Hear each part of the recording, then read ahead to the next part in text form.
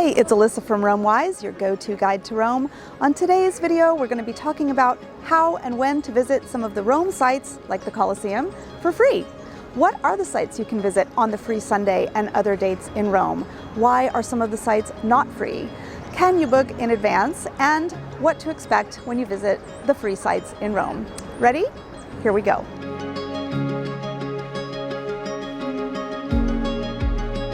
So when can you visit the sites for free?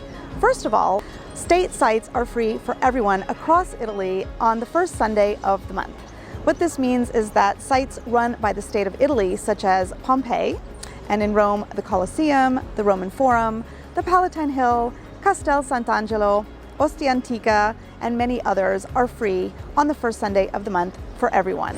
If you'd like a whole list of all the sites that are free on the first Sunday of the month, I've got a list of those on the website. I've got a link below, and there's an Italian-only site, and I've got that link below as well. Some sites are not free on the first Sunday. This includes the Domus Aurea, which is open only on weekends, and you always have to pay to visit that.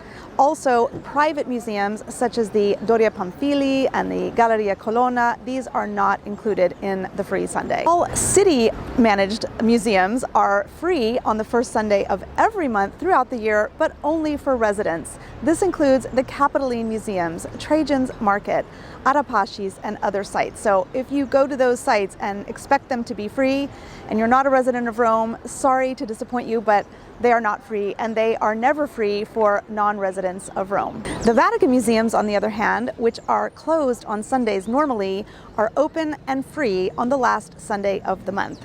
On this day, the hours are shorter than normal, and you can expect very long lines and huge crowds. Can you book these sites in advance? Actually, you cannot, except for one, and that site, the Galleria Borghese, the Borghese Gallery, you must book in advance. The Borghese Gallery has a maximum of 360 people at once for 2-hour time slots, and year-round you must book this museum in advance, yes, even in low season, but especially on the free Sunday. For all of the other sites, you cannot book in advance, and you just have to show up and hope for the best. There is one exception as well, which is the Vatican museums.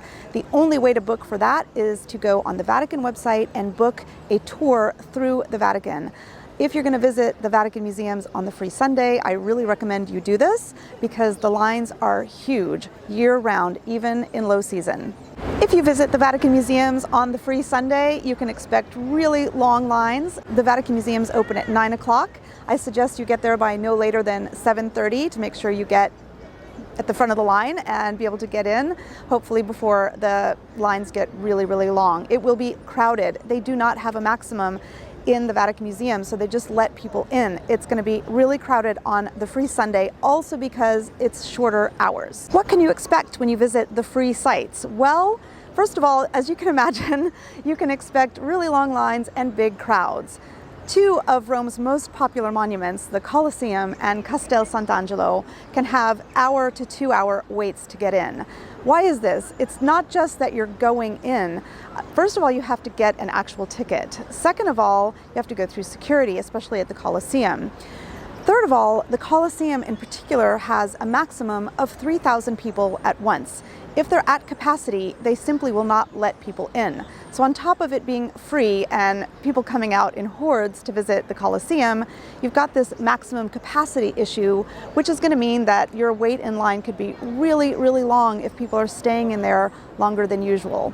So if you want to visit the Colosseum on the free Sunday, I suggest you come down here at about 7:30. They open at 8:30. Go in first thing in the morning and get it out of the way.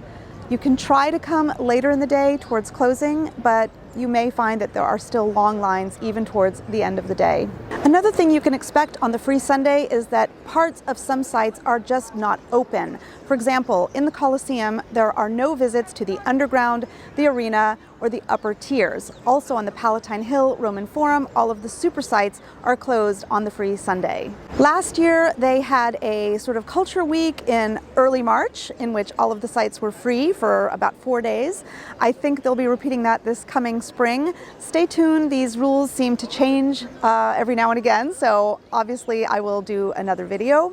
if they do have new rules, but for now you can probably expect in early March a culture week in which the sites will be free. Throughout the year for the state and city-run sites and museums, who can get in for free? Everyone under 18, tour guides, some journalists, people in a wheelchair and their companion. The list is a little particular for every single site. You'll have to check on that site's website if you're eligible to get in for free. And if you do try to get in for free, make sure to have documentation with you that will prove your eligibility. Thanks for watching. I hope you enjoyed this video. Please hit the like button below and subscribe. See you at the next video. Ciao for now.